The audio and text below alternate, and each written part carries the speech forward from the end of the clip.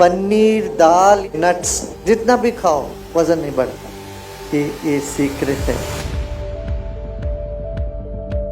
हम लोग जितना भोजन करते हैं ये बहुत ज्यादा एसिडिक है। इसको बैलेंस करने के लिए हमें क्या करना पड़ता है? अल्कलाइन भोजन हमको करना जरूरी है। अल्कलाइन और एसिडिक क्या क्या है इस पर भी ध्यान देना। जितना अनाज खाते हैं वो सब एसिडिक हो जाता है। सब्जी जो खाते हैं वो अल्कलाइन होती है। अल्कलाइन पानी पीना चाहिए आपको रोज। अल्कलाइन पानी कैसे बनाते हैं पता है? 1 लीटर पानी रखो एक जग में, काकड़ी उसमें डाल दो, 4 पीस छोटे छोटे पीस काकड़ी और छोटे छोटे नींबू के 2 पीस उसमें डाल दो और रात भर रह जाए, सुबह वो अल्कलाइन पानी हो जाता है। फिर 1 दिन 1.5 दिन तक उसको हम पी सकते हैं। और कब पीना चाहिए? सुबह उठ के थोड़ा सा पी लेना। फिर भोजन के बाद तुरंत नहीं पीना चाहिए और भोजन से पहले भी नहीं पीना चाहिए। भोजन करने के बाद 2 घंटे बाद उसको थोड़ा और पानी पी लो। इस तरह से करोगे तो हमारे जो रक्त है वो अल्कलाइन होएगा। ब्लड अल्कलाइन होता है तो ब्लड की अच्छा सर्कुलेशन होता है। फिर मगज का दर्द, जोड़ों का दर्द, सिर में दर्द, ये सब आप देखोगे अपने आप दूर होता है। हल्दी खाते हैं हम, हल्दी बहुत आवश्यक है। प्रतिनित्य हल्दी और अदरक, हल्दी अदरक का अचार बनता है ना, वो बच्चों को भी खिलाओ हल्दी, और आप लोग भी सब खाओ। प्रतिनित्य थोड़ा थोड़ा हल्दी और अदरक का सेवन करना चाहिए। हल्दी में एंटीवायरल प्रॉपर्टीज है। वायरल फीवर हो जाता है ना सब लोगों को, कितने दिन देखो फिर क्या क्या टैबलेट खानी पड़ती है। कच्चा हल्दी को थोड़ा नींबू के पानी में रखकर उसको खाने लगोगे, तुम्हें वायरल वगैरह की अटैक से तुम अपने आप को बचा सकते हो। ये सब वायरल अटैक होगा ही नहीं। वायरल जितने भी फीवर वगैरह है उस सब के लिए हल्दी दिव्य औषधि है। हल्दी और अमृत ये दोनों हमें लेना चाहिए। तुलसी और आंवला का जो कॉम्बिनेशन है ये बहुत उत्तम है रोग निरोधक शक्ति के लिए। हम लोग ने ऐसे बता दिया तुलसी का विवाह कर देते हैं। विवाह माने ये नहीं, तुलसी और आंवला को साथ सम्मान करो, उसको शरीर में लेना चाहिए। सिर्फ आरती कर देने से नहीं, तुलसी और आंवला का सेवन करो इस सीजन में। तब क्या होगा, ये सर्दियों में जुकाम के रिलेटेड कोई भी तुम्हें बीमारियां नहीं आए।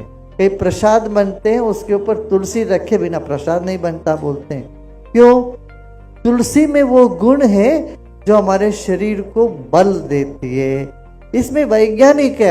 हम क्या करते हैं, सिर्फ एक पद्धति चला देते हैं बिना सोचे बिना समझे। जब समझ के करोगे ना उसका रहस्य पता चलता है। तुलसी और आंवला को साथ में लेना, ये दोनों रोग निरोधक शक्ति, एंटीबायोटिक प्रॉपर्टीज इसमें पूरा है। गुजराती में जितने तली हुई हम सब खाते हैं ना, चिवड़ा खाते हैं, ये सब, इन सब के साथ कड़ी पत्ता रखते हैं। कड़ी पत्ता एंटी कोलेस्ट्रॉल है। कोलेस्ट्रॉल किसी का हाई हो तो बोलते हैं स्टैटिन टैबलेट लो। मैं कहता हूँ बिल्कुल नहीं लेना। वो स्टैटिन टैबलेट से फार्मेसी पैसा बनाती है मगर शरीर का कोई आराम नहीं मिलता। अभी इतने साल के बाद अब अमेरिका में लेटेस्ट रिसर्च है, वो बोल रहे हैं स्टैटिन से नुकसान है, कोई लाभ नहीं है। ये तो हमको पहले से पता।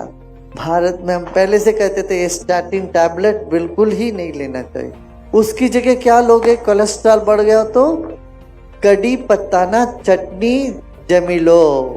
कड़ी पत्ता का चटनी, ढोकला साथे, हांडवा साथे जमी लो।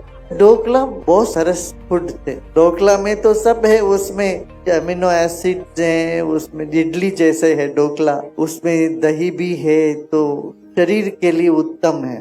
पर मीठा कम खाना चाहिए और सफेद चीनी तो बंद ही कर दो। आप लोग जहाँ भी कुछ करना हो गुड़ का ही उपयोग करना चाहिए या ब्राउन शुगर को उपयोग में लाना चाहिए, तब स्वास्थ्य ठीक रहेगा। देखो सब तली हुई पदार्थ के साथ हम कड़ी पत्ता डालते हैं, क्यों? उससे तली हुई पदार्थों में कोलेस्ट्रॉल होता है और कड़ी पत्ता कोलेस्ट्रॉल को वहीं का वहीं खत्म करती है। इसलिए कड़ी पत्ता का चटनी हम सबको लेना चाहिए।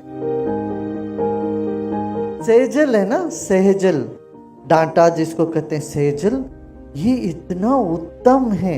आजकल विदेशों में बहुत जोर से चल पड़ा सहजल। इतनी सी बोतल में इतनी सी सहजल पत्ते के पाउडर पुड़िया बहुत महंगी बिक रही है वहाँ, $30-35 बिकती इतनी सी सहजल के पाउडर। वो सरगवो की पत्ता जो है इतना बढ़िया है, आपके ब्लड में जो जो चीज चाहिए वो सब सरब के पत्ता में है। वो सरब को खाना बहुत सबको खाना चाहिए।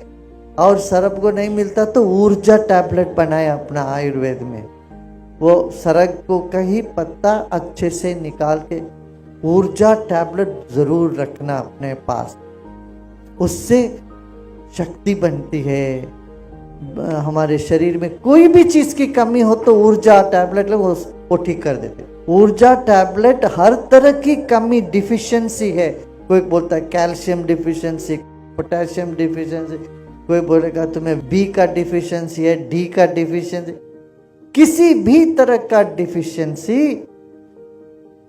ये ऊर्जा खा लो, ऊर्जा टैबलेट, तो उससे वो ठीक होने लगेगा। अब घी बनाते हो ना घर में, घी बनाते हो तो सरगवो का पत्ता उसमें डाल देना 2-4, वो भी अच्छा है। ये सब दादी माँ नानी माँ सब करती थी। सरगवो के पत्ते कड़ी पत्ता घी में डालती थी कि नहीं, पहले करते थे वो घी जब बना देते। आजकल हम सब भूल भाल गए वो सब। देखो जो जो जीवन के लिए बहुत आवश्यक है हमने उसको पवित्र माना। क्या क्या क्या हमने पवित्र माना? तुलसी, तुलसी से रोग निरोधक शक्ति बढ़ती है शरीर में। तुलसी हमने पवित्र माना। फिर क्या पवित्र माना हमने? नींबू को बड़ा पवित्र माना। दक्षिण भारत में कोई आते तो उनको पहले नींबू देते हैं हाथ में। नींबू शक्ति का सूचक है, इसलिए देवी मंदिर में आप देखो त्रिशूल के ऊपर एक नींबू रखे रहते हैं। नींबू में शक्ति है, माँ दुर्गा है का निवास है कहते हैं। तुलसी में विष्णु का निवास है। बेलपत्र में, बेल में शिवजी का निवास है।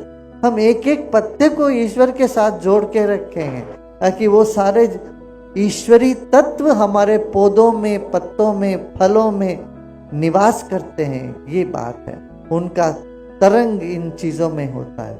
ऐसे जब नर्वस सिस्टम का या पेट का कुछ हो तो बेलपत्र खाते या बेल का फ्रूट खाते हैं। जब फल खाते हो, फल के साथ साथ पूरा सब खाना मत खाओ, फल ही खाना चाहिए, थोड़ी देर छोड़ना चाहिए समय।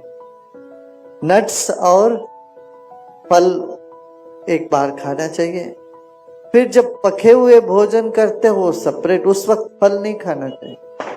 अब ये विदेशों में क्या करते हैं, भोजन के बाद फल खाते हैं, ये गलत है।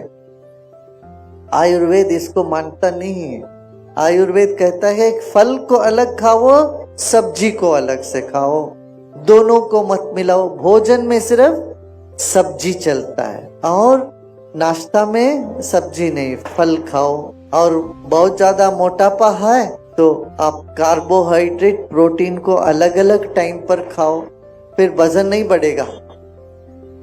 माने एक टाइम दाल खाना चाहिए, दूसरे टाइम रोटी खाना चाहिए। चावल रोटी के साथ दाल नहीं मिलाना, पनीर नहीं मिलाना। पनीर, दाल ये सब प्रोटीन है, नट्स, इसको अलग से खाओगे और चावल अलग से और रोटी अलग से खाओगे तो वजन नहीं बढ़ेगा।